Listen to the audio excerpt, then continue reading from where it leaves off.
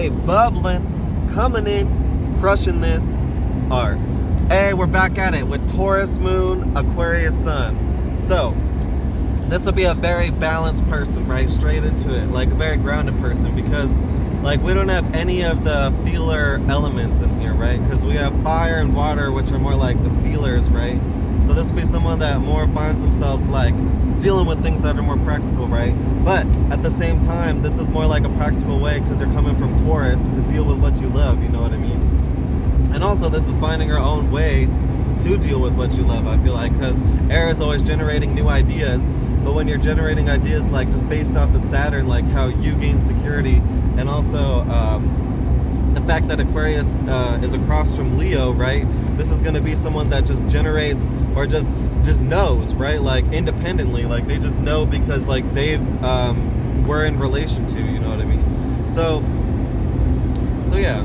So this would be someone that is always trying to find new ways to do things, right? Is always like up in the air, right? Airy, like always trying to find new ways to do things, but at the same time is like within what they love, right? Within Taurus moon, like what they love and where they're coming from, you know what I mean? They're not trying to bring completely new things into being. They're just trying to work from what they love, right? Their Taurus moon, and then work out from there, like air versus fire would like throw you in circumstances that maybe are less relatable, right? Would have just kind of got you into places where you're like, whoa, like, what the fuck? But yeah, like completely new situations where this would be like developing old ones in a way. So yeah.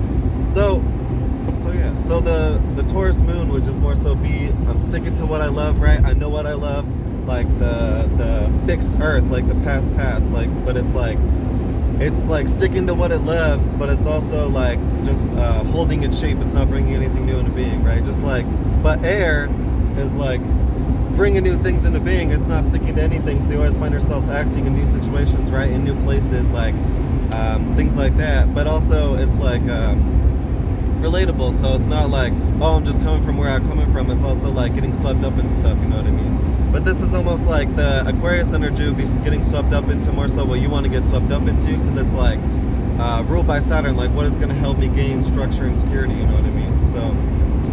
So yeah.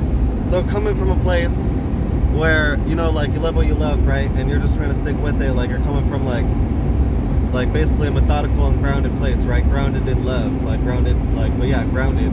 And then you're acting in an airy way, like you're acting in a way where you're like